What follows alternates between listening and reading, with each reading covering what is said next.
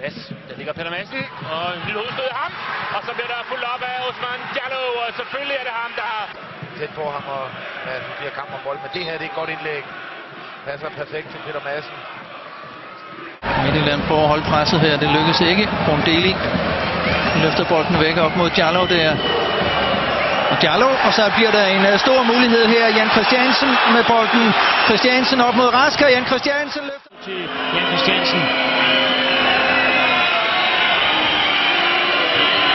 Jeg synes bare godt lavet, at Diallo, hvis det var meningen, det der. Ja, men jeg tror, det er helt vildt. Michael Brondeli til Jan Christiansen, og så er der plads nu. Så skal der afsluttes. Samuel Holmen med venstrebenet, og så Osman Diallo 2-0 til Brøndby. Han snubler nærmest ind i den. Brondeli har taget den, og der er direkte mål.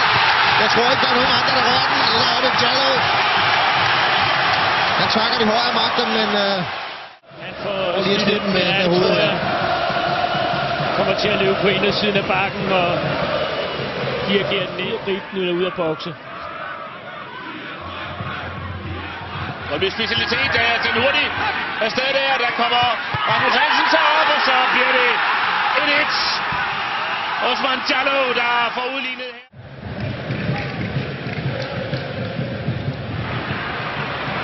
Det kan godt blive farligt, tror jeg. Diallo kæmper om bolden med Beacham. Får fat i den her. Det er rigtig godt lavet spidsvinkel. Han er nødt til at aflevere bagud 2-0. Jan Christiansen, der ikke har haft nogen stor aften, punkterer definitivt. Og det gør han. Osman Diallo. Så har vi 2 dobbelte målscorer. Den eftermiddag. Med straffesparket, dømt eller ej, sikkert sparket ind af Diallo, der nu er klubtopscorer. Og det her, det er selvfølgelig noget, de kan bruge. Farnerødt. Lorentzen. Så lige omkring Diallo. Og en ny scoring af ham. Ja, de er altså med et par minutters mellemrum af Osman Diallo, der løber godt for hinanden. Lorentzen og Farnerødt. Man kan sige, at der er egentlig ufattelig mange forsvarsspillere, hvis vi lige hurtigt kigger rundt. 5-6 nye trøjer rundt om. De vil så gerne ramme en stribe trøjer, så de går lidt fast i den. Det formår de ikke, Esbjerg. Og der kommer Diallo! Og så er der faktisk også Lars Vinde. Nej, det bliver Brondeli og Jan Christiansen af Brondeli, der kommer til lægget omkring Diallo, og så gør han det igen. Matchvinderen fra seneste liga. Stempler ud, Mike Jensen, Farnerødt, Diallo, Madsen. Stadig Farnerødt, Mike Jensen får sættet træf, det gør til gengæld Diallo. Det er altså bolderobringen af Djemba i første omgang. Jeg synes ikke, han har kontrol nok over. Der er ingen grund til, at han skal give den væk, og det kommer simpelthen til at skolde det. Diallo. Så når han hører Diallo igen fra midten af offside. Han er bare vinket.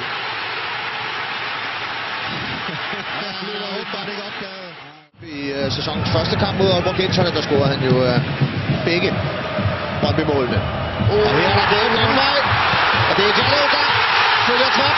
Efter Thomas Rasmussen har udnyttet. Jeg tror, det er Bøhlund, der bøffer der. Det er ikke den lange skifte her fra Gifterson, og så Bøhlund, han vil hætte den hjem. Han kan egentlig bare løbe videre med den. Sasa redder i første omgang for Thomas Rasmussen. Den der får slet ingen fart i, og det er faktisk godt læst her. Ja, det er det, fordi man kan næsten se det på ansigtsudtrykket på Thomas Rasmussen her. Han tager chancen.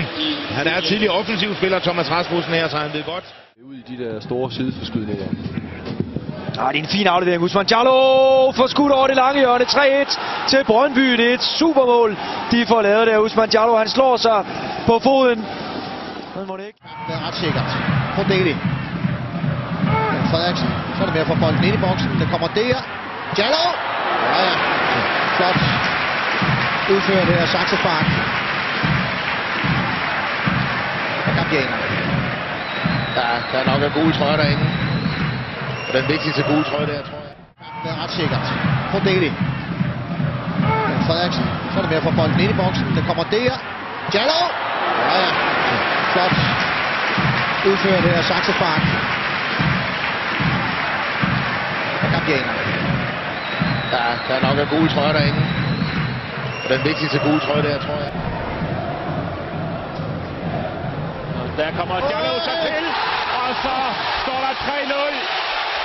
Det har været. Vil være ked af at se igen den her, der er jo fred og ingen fare. Men selvfølgelig også kredit til Diallo, der egentlig løber på en lidt umulig bold, og så skal vi sige, så sparker han altså i kassen. Da jeg først set angriber brænde, selvom du er 1 mod 1 med den her. Prøv at se den der. Sparker den højt. Fremragende scoring, men Egholm, den vil han gerne have undgået i den her. På de offensive kræfter på begge hold.